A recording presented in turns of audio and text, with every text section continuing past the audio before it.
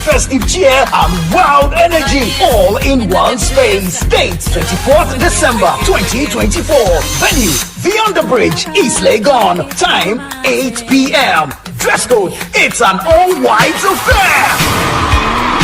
Come and dance like nobody's watching. Sip, mingle, make merry, and unwrap the ultimate Christmas Eve experience. Dress to impress, bring your holiday spirit, and let's make the situation all-white Christmas party unforgettable. Call 0205-973-973 for table reservations and get ready to party. It's going to be lit at the Underbridge. The Situation All-White Christmas Party 2024 is powered by Channel 1 TV with support from 97.3 City FM and proudly sponsored by Ceres and Orica Ghana, sole distributors of Carlsberg beer and Kiss drinks. We gon' celebrate your party with you. Come on now.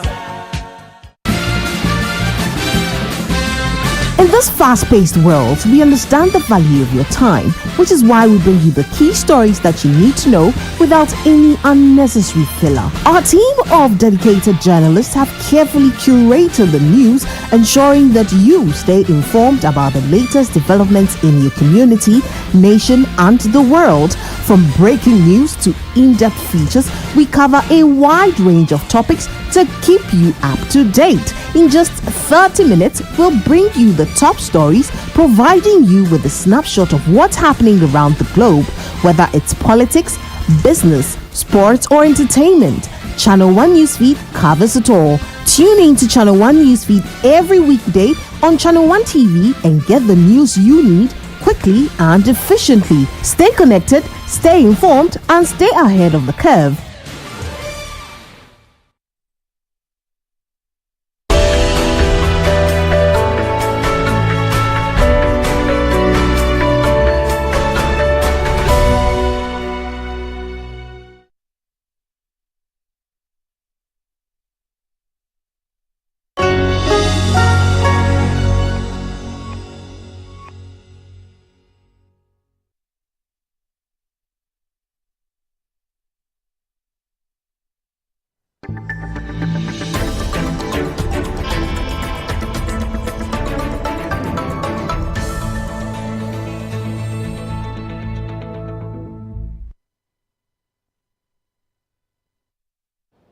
Hello, welcome to What the Papers Are Saying. My name is Vivian Kai Lokko. Thank you for joining us for another edition of the show.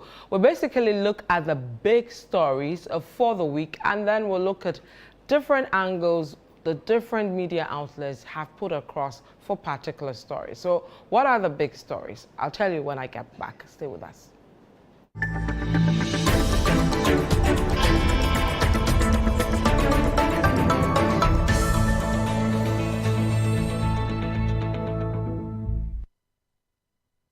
Welcome back to What the Papers Are Saying. It's some 9 days to the elections, the 2024 elections, and on Thursday, the various leaders of the political parties signed the Peace Pact. Let's bring you stories around that. Graphic Online says Ghana elections 2024, Bawumia Mahama and other presidential candidates signed Peace Pact. Channel1news.com, election 2024, let's preserve Ghana's peace, Bawumia tells political parties and the media. And citynewsroom.com, peace pact will be meaningless without action. This is former President Mahama speaking. Let's move away from the Peace Pact. Let's take you to Parliament because the Speaker has declined to go ahead to recall Parliament as requested by the majority side. How was that story reported? Let's start with the anchor. Bagbin declines request for recall of Parliament. The Chronicle, Bagbin declines request to recall Parliament. The Ghanaian Times, Speaker declines request for parliamentary recall, cites campaigning of MPs. Citynewsroom.com, I can't recall Parliament due to upcoming elections, Bagbin to majority. Channel1news.com, parliamentary recall, Bagbin's decision wise and in Ghana's best interest, Van der Poel speaking there. So we move away from there and let's take you to the National Cathedral as well as Shraj. That report on the request by Kujeto Oblakwa is in. Let's see how that was reported. We start with the Chronicle. Shraj frees Reverend Kusi from Okujeto's quote-unquote clause. Daily Graphic. Shraj delivers mixed verdict on National Cathedral. Daily Guide. Shraj clears Reverend Kusi Boateng. Channel1news.com. Shraj clears Reverend Kusi Boateng of dual identity allegations. And then citynewsroom.com. National Cathedral. Shraj calls for forensic audit and possible prosecution. We'll move away from that. We'll go back to the elections. We'll look at the some announcement by the Electoral Commission restricting the media to collation centers for the 2024 elections in terms of coverage. How was that story covered? We'll start with the Herald. They say Media Foundation fight EC's media restrictions at collation centers as anxiety swells over NCA's internet disruptions. Daily Analyst. Election 2024. Journalists must uphold professionalism despite political affiliations. GJA President. Citynewsroom.com. Election 2024. EC to allow only 12 media houses into regional coalition centers. Channel1news.com. Election 2024. EC clarifies decision to limit media access at coalition centers. And then let's wrap up, but still with elections, let's do some stories around election security. Let's go to the Ghanaian Times. We will safeguard polls, IGP. Daily Guide. We will protect electoral officers, IGP. Daily Guide again. Election 2024. Military will be at flashpoints. Task Force speaking. The Chronicle says Dampari applauds Bawumia Mahama et al. For conducting decent campaigns devoid of violence. Channel1news.com. Military assures public no deployment to polling stations during elections. And finally on citynewsroom.com. Election 2024. Military will only act on police request. That's the Ghana Armed Forces speaking. So those are the big stories for the week. When we come back, we'll look at the angles with my panel. Stay with us. We'll be right back.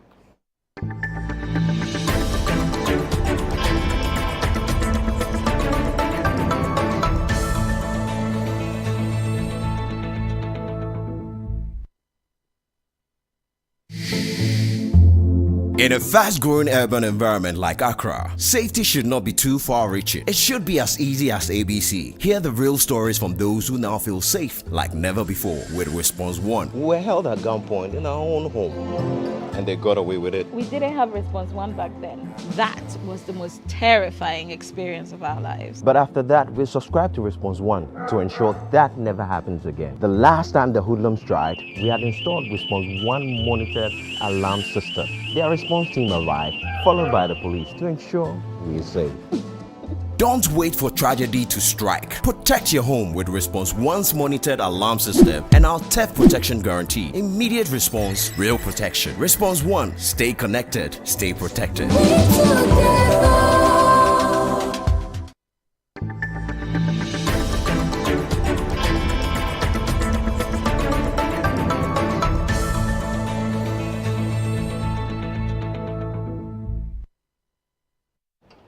This is the Election Bureau. Welcome back to What the Papers Are Saying. My name is Vivian Kai Lokko. Let me introduce my guest for today's show.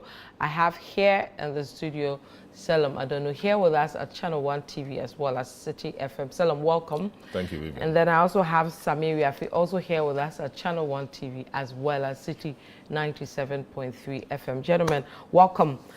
I'll go straight to peace because today the various political parties and leaders signed the Peace Pact, pledging to ensure that this election, it will be free of violence and be a peaceful one. I believe we saw all the candidates themselves, except two of them. I didn't see Afrofonto, Alan Tramontaine, and another, Kwame Bediako. and another Kwame Bediako, but everybody else was there. Earlier, remember ex-President Mahama said he wasn't going to sign because there were certain things that hadn't been dealt with. But behind the scenes, we're told things were dealt with, and he came today and signed the Peace Pact. Selam, let me start with you. A promising one for the elections, isn't it? Well, I think it's a good. It's good for the optics. The symbolism is good. Peace is great. What is important is that the actors involved must be serious with it so that we don't make mockery of ourselves. So it's great to have all these leaders come together to commit to peace. And I think it was great. Committed to the cause, to state all of that. That's good. It sends some good signal to the grassroots and to the masses that their bosses don't want any chaos. Their bosses want peace. I mean, the two main guys, Mahama and Bawumia, spoke like their positions. Of course, there's a way an incumbent candidate will speak in matters like this. Bawumia did that. There's a way an opposition candidate will speak, raising the issues, and I think Mahama did that. But the real issues remain, and it's been discussed many times, and I'm sure that's really, in fact, no, I'm sure, that was really the reason why the NDC had issues with the signing of the pact.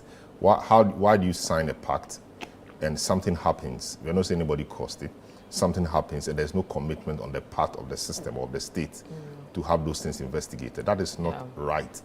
So the persons who lost their lives in Techiman on the night of the collation and all of that, or the day of the collation and all of that, they've died for nothing. It's a useless death. It could be anybody. It could be a journalist who would have suffered a stray bullet. It could have been anybody, you know. You don't have military people with live ammunition just firing into the people and killing the people. These are people's children, people's parents, people's siblings. And the least the state could have done was to initiate or institute some investigation into this. Let's have a semblance of justice. That has not been done. It's like they didn't matter, or there are people who didn't matter. They are useless people, but they are Ghanaians, or they were Ghanaians. They've died and nothing happened. People have called on the system to have the matter investigated. Nothing has happened. And Emil Short, I mean, who chaired the House West Wagon violence or by-election violence, said it was not right. People must be held accountable. If people in uniform are walking about doing things, they must also have in their minds that they are accountable to the law. They are accountable to the people. So they go and kill people, nothing happens, and we are happy. So 4 years on, we come again saying that we want to sign a peace pact. So what was the use of the peace pact we signed in 2020? 8 people died in the election. I mean, it was unprecedented. 8 people dying in an election in Ghana, you know, election day, the day after, collation, 8 people die. I think it's a bad sign, and it was a black spot on the electoral, you know, achievements of Ghana, if you like. I till date, we've not had officialdom pronounced officially on this, and it is. I can't even understand why nobody wants to investigate this. So is it a case that it was deliberate? And in fact, one of the persons, one senior member, what's the name, Jose Usu, alluded to the fact that those killed were criminals. You don't say that. Yeah, based on what you don't say that. You see, you don't say that. If you say that, you raise the tensions. And on what basis do you say they were criminals? Did any court pronounce them as such? And he's a lawyer. Jose Usu is a seasoned lawyer. And we don't talk like that. So when you look at all of these things, it kind of justified the position the NDC had. But of course, it's good there was some behind the scenes conversations, etc. And then we are here now. And of course, I think the Catholic Bishops' Conference's comment that anybody who failed to sign the peace pact should not be voted for. I'm sure that also did a few things. But the point must be made that the peace pact on its own will not work if there is no action behind it. So if anything, what was the point doing all of that, wasting everybody's time? What was the point? So I think the actors, the state actors, must be a bit more serious. They must take us seriously. They must accord us with some intelligence at least. All these signing, what is the point? You may as well not sign it at all, because when you sign it and things happen, there's no consequence, there's no justice. So why do you sign it? But you want peace. There can be no peace without justice, like we hear in that song, which is the truth. Which is the truth. I think we can do better, and I hope that the same things don't repeat themselves in the upcoming elections. Right. I mean, former President Mahama says peace pact will be meaningless without action. I'm trying to get a copy of the pact proper, and then we'll see what exactly. I saw on the TV. It's quite a bulky document. It's a bulky one. So I wonder the details in there. Yeah. For example, if there's violence from your party, and it turns out that members of your party committed crime against people in the name of elections, what happens to you? Yeah. Do you take responsibility? If AB, so that the issues we saw 4 years ago, which are still hanging, those ones, what have been said about it and all that. For example, this military thing, we are told that this time around they won't go to the centers and all that. I'm sure it's emanating from that as well. But these concerns that are hanging, wouldn't it be detrimental to the whole exercise that we're trying to push across to ensure that this exercise, comes out peaceful? It is, and it's a dent on the image of Ghana's democracy, because anytime you mention electoral violence, it's Techima that comes to mind first. And the former president has, on a number of occasions reiterated his commitment to investigate that matter if he is elected as president of the Republic again after the December election. So it is an issue he wants to revisit if Ghanaians given the opportunity again to lead this country. And as Salon says, we've seen a number of these peace parties. And from what happened today, this is about the 5th time we are having such a part happening in Ghana before any major election. Yeah. And after all this, we record, pockets of violence. The biggest one is the Techima one, which, everybody remembers like yesterday. But then again, I have always maintained that it is different from the political leaders signing this whole peace pact and then the supporters understanding what it means. It's two ways. Now, the leaders will go and sign it, all right. But do they educate their supporters what this means? Because normally when violence starts, it's not the leaders who start this violence. Yeah. It's always the supporters. Those are the grassroots, the police station. That's where these violence starts. Sure. And so, does it come with the onus on the presidential candidates or the leaders of the political parties to educate their members that, we signed this paper and that is what it means. So be careful, don't engage in any violent act. Do they have the time, the luxury of time to educate their members here, down there? Already, we've seen the two major political parties holding different press conferences, making series of allegations of attempt to rig the elections in the Ashanti region. Sami Jefi says a top military officer is involved. Henry Nana Boachi also says a former security couple. This way, it incites supporters. It incites supporters to go all out to protect the ballot. And in the quest to protect the ballot, that is where we see all these violence happening in these police stations. So it's different for the leaders to sign this paper, and it's also different from the political parties and their supporters down there understanding really what this whole paperwork is. And it's good for our democracy. I am one person, and everybody in Ghana loves peace, because we can't develop without peace.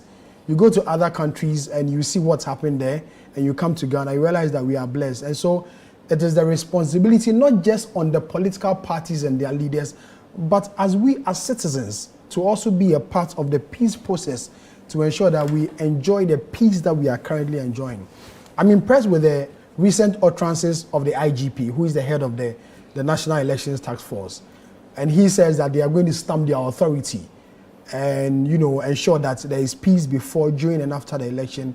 It is our prayer, hope, and expectation that they walk the talk and ensure that, there's peace, and whoever wins the election, Ghana is not going to be chaotic. The chairperson of the Electoral Commission says that, political parties and their presidential candidates should accept the outcome of their results as it will be announced by the Electoral Commission. We just hope that they will accept it and ensure that there is peace. But In all this, I felt there was something missing at this particular event. Because Vivian, if you say you are signing this pact with all the political parties, even the sitting arrangements at this event, had an issue for me. And Hassan Ayarigan raised it, the presidential candidates of the APC. Yeah. Now, if you are saying that you are signing this pact for all the presidential candidates, why the discrimination in sitting? The two main leaders were sitting on top with some of their aides behind them, and then the other presidential candidates were seated at a different side. So if you remember, Hassan Ayarigan raised that if we are all political parties and presidential candidates, while some people seated at a different area and others seated at a different area, it is up to the organizers to also explain the sitting arrangement. Will there be a space for all of them at the top? Oh, Vivian, if you're accommodating 12, yeah, that's a lot. That's tough. You can have a long table to have all these candidates sit in front. At the front, and then get the organizers sit behind, because the candidates are the main candidates. They are the main characters in this game. They are the main characters. So, but aren't we all guilty of this, where we clearly discriminate against the other political parties? All the political parties, knowing their main ones, semi-main, and then smaller ones. I agree, but if you are in this particular instance, it's a different one. You are calling for peace. You want peace. Let arrangement represent the peace that you are seeking. Even to have all the candidates sit at one side, it promotes peace. It then gives the optics that the candidates are even united, one way or the other for the election. But then if you discriminate and the two main leaders sitting at the different side and the presidential candidates also sitting at a different area, it gives room for people to really complain. And I understand the sentiment shared by Mr. Hassan Ayarigan of the APC raising this particular issue. I'm impressed with the comment of the chairperson of the Electoral Commission, who says they are ready. They took the audience present, the processes they've gone through, to ensure that the election is free and fair, and for the outcome to be, accepted by all. But I was impressed by one significant thing. NDC presidential candidate John Mahama, commended the EC for their work done and their cooperation so far in this whole process. But just a few days ago, we had Mr. Mahama also accusing the Electoral Commission of attempting to rig the election. So where's the balance? One point, you say the EC has done well, you commending them. The next moment, you say the EC is trying to rig the election, for another political party. It then leaves how, our leaders, come and tell us things on a bigger platform, and when they meet supporters elsewhere, it's a different narrative. So I find that very, very, very strange. But this is the peace we want. Ghana is a peaceful country. You travel to other countries and you mention the country that you are coming from. People are impressed. I've traveled extensively, so when you go somewhere and you say you are from Ghana, there's excitement. The reception is good because we are known for our peace, and it is our hope, prayer, and expectation, as I said earlier, that we will see this peace before, during, and after the election. And as you said, by next week, by this time, we all know our smoothness level. We will know who the president or the next president of the Republic is, and the new 276 members of Parliament who will occupy the chamber come January 7th, 2025. Okay, I have, so I'll let you come in. I have the Peace Pact, the one they signed on to. It's actually just about 2 pages, and then the names of it has 1, 2, 3, 4, 5, 6, 7, 8, 9, 10, 11, 13 things they have to agree to sign on to. I'll go through that in a bit, but I believe you wanted to ask. So I mean, the military, we understand the military will not be invited other stations, until very necessary. Yeah. But so that's in an orderly sense. If the military or somebody calls the military in, what can you do? What would the police do? We hear, for example, we hear that at this collation center, the military have gone to the place to do things. What will you do if the military goes to a collation center? Like but they should be invited by somebody. Yes, but who is it? The police will invite them, because the police, they had the security, the election security task force or whatever. Yeah.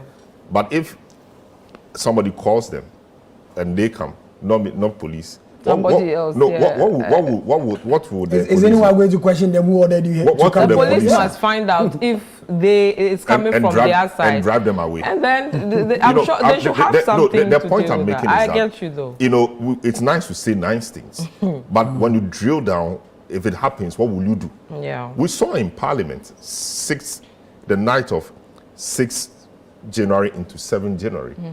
Military men invaded Parliament. They said they were coming to maintain peace. Somebody called them. Somebody called them. Yeah. Till date, okay, it's been almost getting to 4 years. Yeah. We don't know who called them. Who called them? The system is not interested in investigating that. You understand? That's Parliament. But I think we have an idea, not of course a human being, but how they got there. No, but it should be the police. Why should it be military? Why should it be the military invading the floor, the floor of Parliament when there was chaos? Military is not trained to bring order. I think, Selon, whether we like it or not, we have come to believe that the military do restores better with order. no Whether problem. So, we like yes, it or so not, it's become a maybe I thing even that make- even people make statements like Maybe I even the way buttress things in are my going, point. bring the military So here. if there's coalition somewhere and we see a bus or a pickup of military people Yeah. come to park, the guys hop with the guns onto the Start lashing people. start doing things there. Yeah. Who will call them to order? After all, we believe that they do better than the police. Yeah. So I mean, when I hear things like, I try to think deeply. Yeah. What will you do? Yeah. You understand? What will you do? So it's nice to say all those nice things. We hear military people were at various places the night of the election. What has happened to that? Nothing. The point I'm making is that there is no accountability. And also the leaders signing peace pact, etc. Yes, the leaders are important. The supporters, what do? They follow their leaders. The supporters don't really do anything. We've had elections. On election day, how many supporters have been engaged in something that is very disruptive? Very few. It's the leaders we see. So if the leaders are signing it, that's fine. Let them sign it. Let them also show to the public that they care. And I'm sure that, show to the public may help, change a few things in the minds of the people. Talking about the form of the event today, there's a form and there's a substance. The sitting arrangements Sami and Ariga spoke about. I think that is even the problem.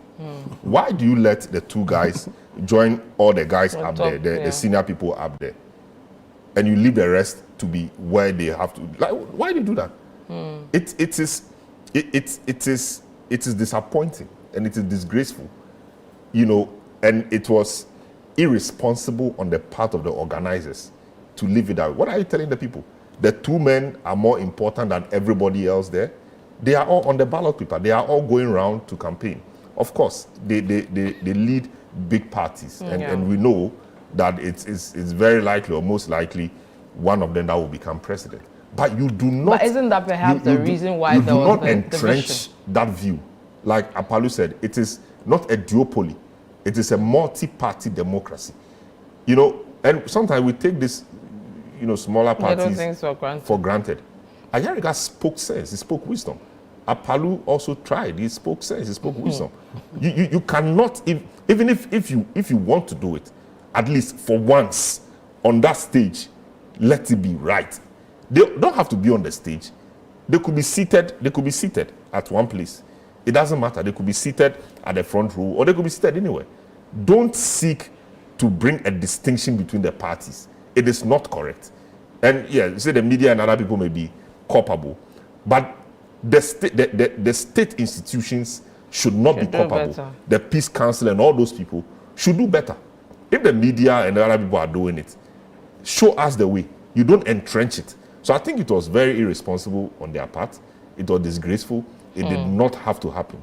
I would have relished an opportunity or a situation where one of the two would say, no, I don't think it's right for us to sit here. Let us join the people there, or let all of them come here. I would have relished that opportunity, but maybe they are thinking they were thinking to go back maybe and they- campaign. they- Go back they- and they were campaign. thinking of Well, something. right after the Campaign, events, they not all hit so the much. campaign. I think we can do Oh, better. he's the campaign and trail and again. the organizers should bow their heads down in shame. They could do better next time, and I think we can do better. Well, some of the things they signed on to: one, commit themselves and their supporters to a peaceful election for the December 24 elections, undertake to accept the results of the said elections, undertake to restrain their supporters from resorting to violence in the aftermath of the said elections, committed to the judicial resolution of the election disputes, committed to taking all necessary and appropriate measures to deepen our democracy and to preserve Ghana's well-deserved reputation as being a haven of peace, stability, and constitutionalism on the African continent. Also, they pledge to cooperate fully with security agencies to ensure the protection of lives, property, and rights of all citizens before, during, and after. And then they also committed to upholding this pact and its provisions in good faith by our shared responsibility to ensure justice, peace, and non-violent election process. So pretty straightforward promises they've signed on to. Okay, so we'll move away from that. There's another troubling one in terms of access for you and I in our duties for the elections, for coverage at the coalition centers. The EC this week came out to say that there will be some restrictions, but I'll take a quick break. My director is prompting me. So we'll take a quick break. When we come back, we'll look at the announcement by the EC to restrict access, media access to coalition centers. Stay with us, we'll be right back.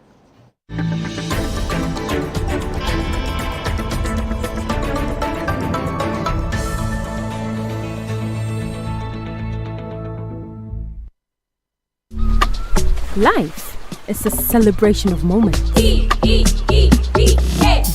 and small. The sun is scorching, I'm feeling the heat. With Piva Drink, every moment becomes a refreshing celebration. From the beach to your home, in every corner of your world.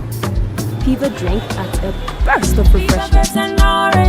Give me Piva cocktail and tangerine.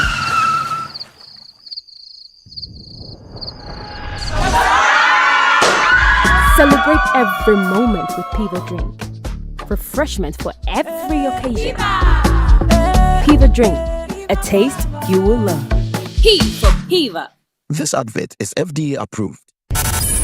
Live from the heart of the equator, get ready to be mesmerized at a night of stunning fashion and electrifying music as 1957 event proudly presents Rhythms on the Runway, the Kente edition.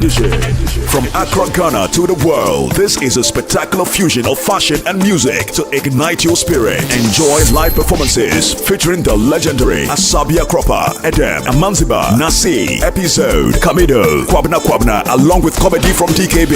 Join us at the Grand Arena on Saturday, November 30th. Red carpet starts at 7 p.m. Showtime 8 p.m. Visit www.rhythmsontherunway.com to purchase your tickets or call the hotline on 053-553-4756. 200 cities for standard, 400 cities for premium. This event is brought to you in partnership with Beyond the Return and sponsored by Johnny Walker, Caveman Watches, Ghana Tourism Authority, Gold Crest Refinery. Step out in style with a hint of Kente and dress to kill. Rhythms on the Runway, the Kente edition is a 1957 event. Media partner, City FM and Channel 1 TV.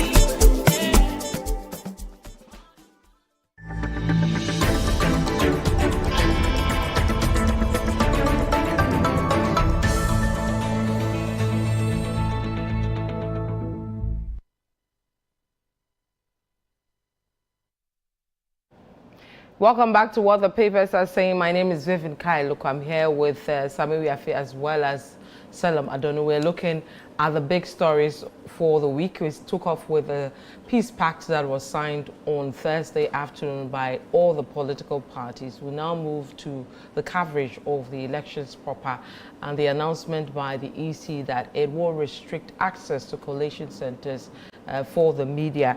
Gentlemen, how did how did this hit you when you heard it? I was shocked. I was like, what's going on here? I was shocked too. And I was listening to Bossman, and he was trying and he hard was all over to the justify. place, trying to justify. I was a big shock. Ghana's democracy cannot go without the media, and the success the Electoral Commission has struck over the years with the conduct of a peaceful election cannot, go without the help of the media, and you can't do democracy without media. And such an important day, you want to restrict the media in certain areas where they report. I've never seen this before in my entire professional life as a journalist reporting on election. If you have your accreditation, you have access to go anywhere as far as election is taking place there. Now, I heard Dr. Asari saying that, at the Constituency Collation Center, a number of them at the region, only 3 TV stations, and then 5 radio. So under the new guidelines, 8 media houses will be allowed at each constituency collation center.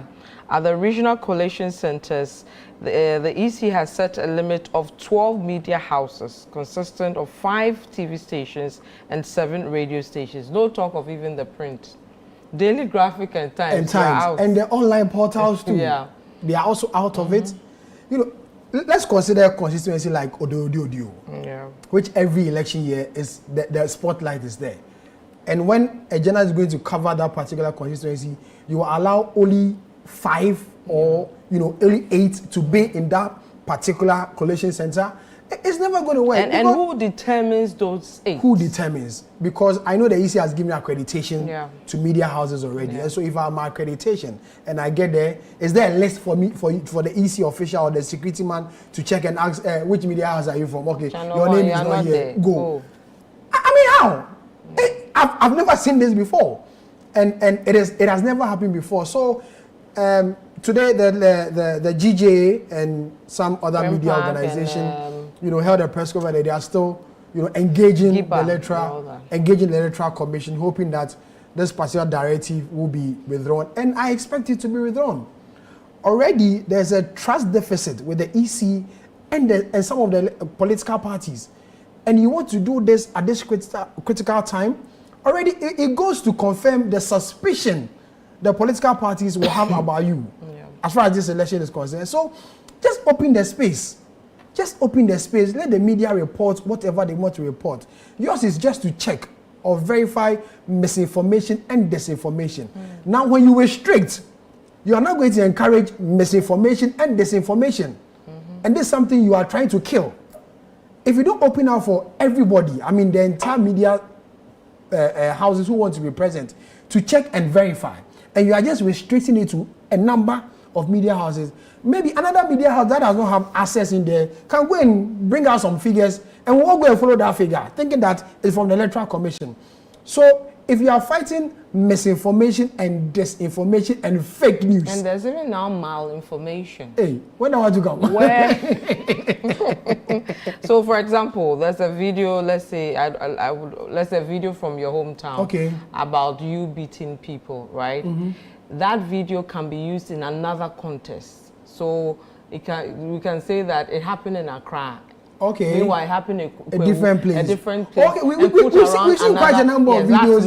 Information. That the thing has happened, but the contest has been changed to suit that video. So the video does exist, but the contest changed to suit the video. Then those videos are already in existence, because we see videos of things happening in some other countries. Yes, and then yet we say that those things happen in that's Ghana. Malinformation. Thank you for the education, Thank my you. madam. You're welcome. So in a way for the EC to kill this, I feel the best option is to open up for the entire media houses who want to cover. The example I started with the audio, every politically active individual always has an eye on audio. And you are going to restrict audio to just a number of media houses to report. It won't work. I expect those who advise the Electoral Commission on media relations or media affairs to reconsider this particular option. I guess there's even a circular that has been sent to the regional directors and whatever. I think it should be withdrawn. They've actually gotten the names of the media houses that will cover ABC. They've started. They've triggered the process and all that. This won't work. So they have the list of who is covering. It won't work. It won't work. But then they give the excuse of wanting to streamline the definition of a coalition center, which should be enclosed. The numbers is not just only media will be covering. Their observers and the space and so many many other So things. before you As come in, Boss Man was trying to that explain. particular justification, I'm trying to be very careful with the kind of words I use. That justification for me is unacceptable. For instance, the Medina constituency, I know that they use the Presec Hall as their final collation center. That hall takes 2,000 people. 2,000. And you are saying that you want to manage a crowd. 2,000 observers, media, political party agents. They will not even be up to 2,000 people. Security, EC they will officials. not even be up to 2,000, Vivian. Administration. They will not even be so 2,000. If you take the entire staff of Electoral Commission at the headquarters, they will not even be up to 2,000. So why restrict to a bigger hall like Presec Hall 2,000 and say you are restricting because of space, because observers and things will be there? Charlie, it doesn't make sense. And it doesn't make sense. Okay, it doesn't make sense. Well, I think it's a dumb idea.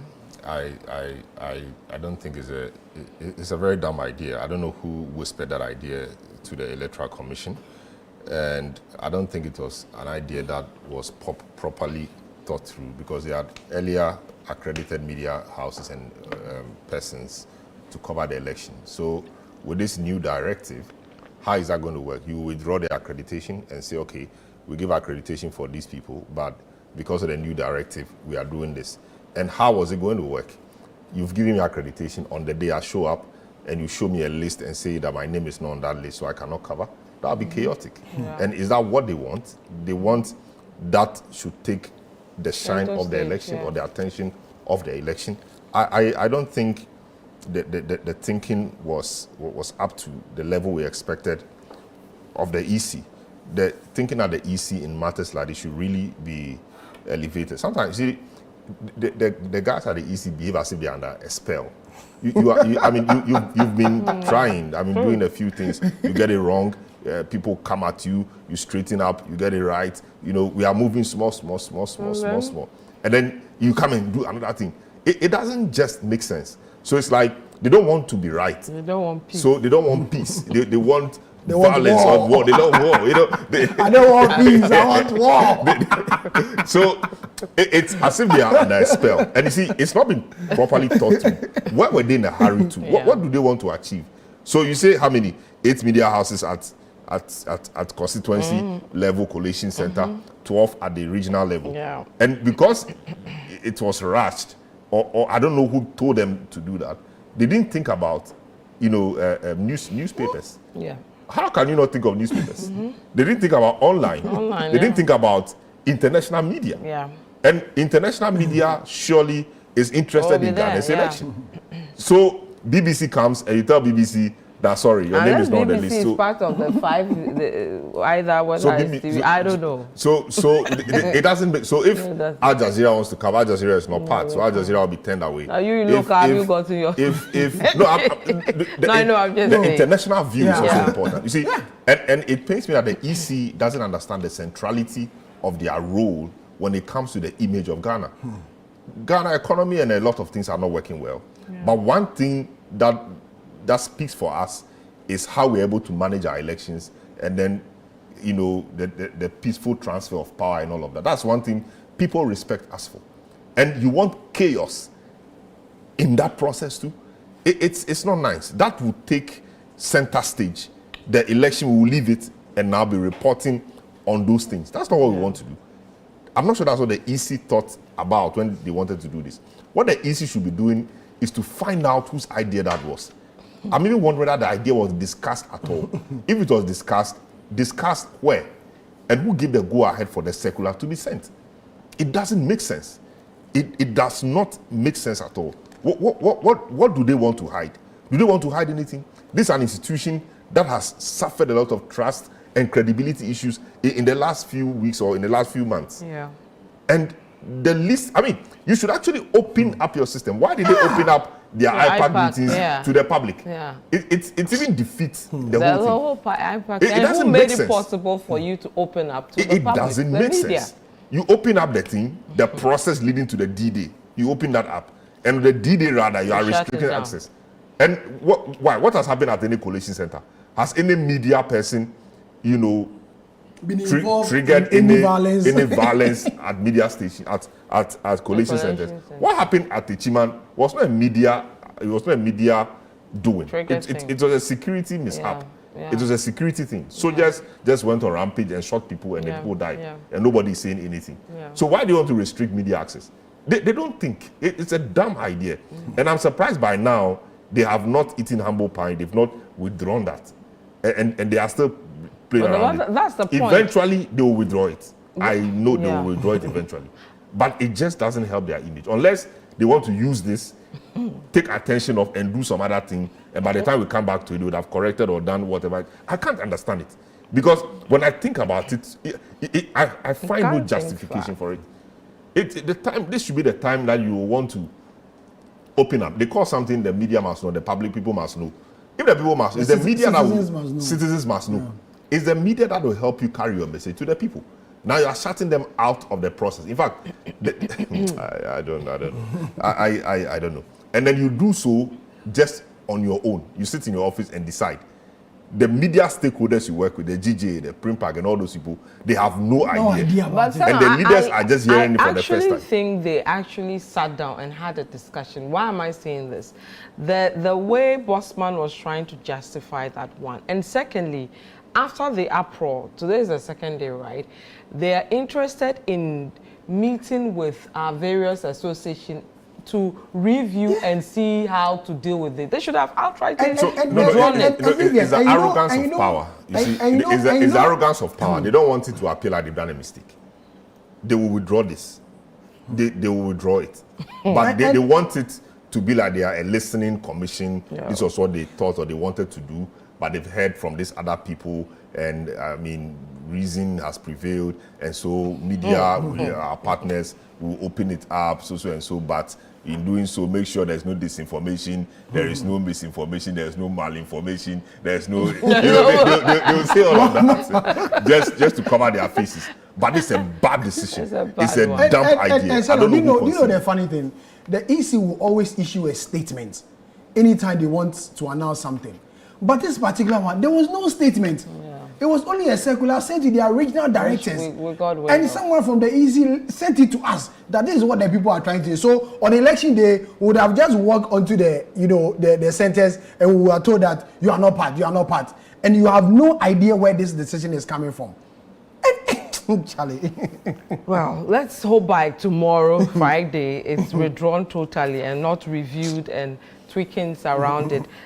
We have. And you see, to think that Jean Mensa herself was a CSO czar, CSO activist, and all of that, and CSO worked with the media, and doing this in her IEA days, if this had come from Afarijan or Charlotte Osei, what would have been her response? That should be her litmus test anytime she wants to take a decision. Reminds me of the statement. I saw it, I liked it, and we took it. So let's hope we don't get to that. Let's go to Parliament. Bagman declining request to call the House. If you look at the Ghanaian Times, for example, Speaker declines request for parliamentary recall, sides campaigning of MPs. And then this one from our friend Vanderpoy, Parliament recall, Bagman's decision wise and in Ghana's best interest. Do we agree with him? I saw it coming. Remember last week I said it. Yeah, that campaign. I said that, there was no way it was going to happen. There was no way Speaker was going to call the House. And here we go. The timing was too short. The timing was too short. Honorable Afenyo Market was proposing 29, which is today and tomorrow, for you to recall a member of parliament who is campaigning in, let's say, to leave campaigning and come to Accra for just 2 days sitting and go back and go and campaign whilst his or her opponent is on the ground campaigning. There was no way it was going to work. So when I saw this statement or this memo from Speaker Babin, I knew that, hey, it wasn't going to happen. Well, he said that the urgent matters that they want the House to discuss after election, they can come and discuss those matters, because this parliament must end, constitutionally. Yeah. Must end so they still have some because they have some unfinished business. Because at least there's 1 month of transition. If we don't go for a runoff, at least there's 1 month of transition for things to be done well. So when Parliament comes back, they may want to do what they want to do. But then the fear is that if an MP loses his or her seat, will there be the edge to come back to the house and engage in public business? Would that edge be there? Yeah. So I'm sure that is the fear. Well, it's up to their leaders to whip them to come. But if I've lost an election, it's not the end of the world. Why am I coming to the house to do it again? I've lost my office. What am I coming there again to do? Let me stay in the house and mourn. So, a wise decision for Speaker not to recall. I think it was a practical decision. Okay. I mean, practical decision.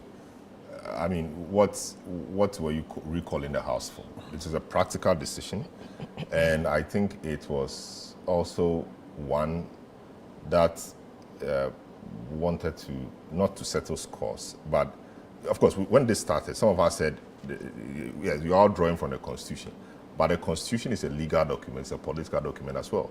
You don't apply legal solutions to political problems. This was a political problem, which should have been dealt with politically. Afenimakin went the highway, went to the Supreme Court. The Supreme Court made declarations. Here we are. And I've read from somewhere that says that, okay, now Afenimakin should go back to the Supreme Court and get the Supreme Court to it should issue a mandamus, get the Supreme Court to sit, get parliamentarians to sit and transact business. You cannot do that. You understand? It's a political thing. You don't seek to solve that with a legal solution. It won't work. So that's what the Speaker has done. And you see, and it is one which shows exuberance and experience. Exuberance on one side and experience on the other side. Experience won. Okay? Exuberance didn't win. Experience won. You know, and things like that. How are you going to deal with 22 items in 2 days? And you say all these are urgent business. 1 day, 10 issues. All these are urgent business and outstanding business. A lot of that. And when you look at the Speaker's statement or memo, he carefully wrote it because he knew it to go far. And he called on the leader to make his government prioritize. All along, what were you doing? Free SHS bill. It is now that you want to push it through. For what? You've been running the thing since 2017. It's been running. Why the hurry to pass that now? JB Dankwa University. Why the hurry to pass it now? Tax exemption for 1D, 1F. Necessary? And that is urgent business. Mining leases ratification. Is that urgent business? That is no urgent business. Of course, who decides what is urgent? But in my view, these are not urgent. These are everyday things. And it was just a way of padding the list so it looks huge for Speaker to be compelled to call the House. It was unnecessary. It was going to be unfair, like the Speaker said. People are campaigning. And like the Speaker said, the parliamentary calendar makes room for the electioneering activities. Indeed, at this time, they are supposed to be on recess. Yeah. And you are calling them for recess, few days to election, to come and do what? What is urgent business? There's nothing urgent about passing a free SHS bill or about giving tax exemption to some companies for 1D, 1F. In long time, they've not said that. What? I mean, next year or in January, there'll be a government. Ghana will not finish. It could be his government or it could be another government. Government is a continuum. If it's a good thing, they will continue. If it's not good, they will think about it. And in the end, we hope that Ghana will be the beneficiary. So what is the point? Why the hurry? So I think it's just had eggs on his face. It's been disappointing. The British way. It's not turned out well. I think next time he could have done better. If he comes back and is majority leader or minority leader, I think the approach should differ. The approach should change. It is not everything you try to push through. There are things you sit, you take a back seat, you negotiate, you look at them and things work. And you see, the Speaker is, when you look at the statement carefully, he didn't address him as majority leader. We thought that matter is ended. Afenimakin's memo, he said from majority leader and leader of government business. That's how he titled it. The Speaker said to the leader of government business. That one is not in doubt. Leader of government business.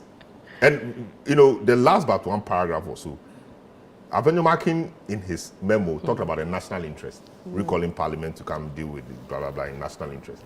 He said the national interest is when people are humble, blah, blah, blah, blah, blah. When you look at the statement, that paragraph had no connection, but I had to put it there to make a point.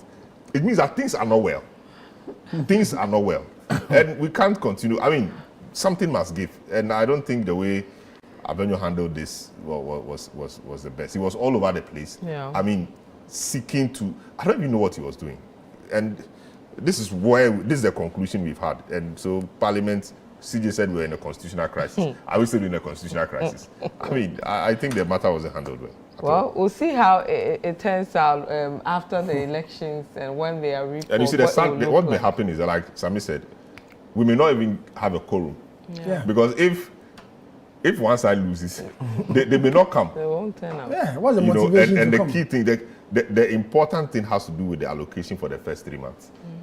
That may not come. I don't know how it will be, but let's hope and pray that, things take a turn that will be days beneficial ahead. to the country. Interesting days ahead. So our time is up. We'll have to leave, and then we'll see viewers again another time. But thank you so much for joining us for today's edition. My name is Vivian Kai Lokko. I did this today with Selom Adonu as well as Sammy Yafi. We'll see you again. Goodbye.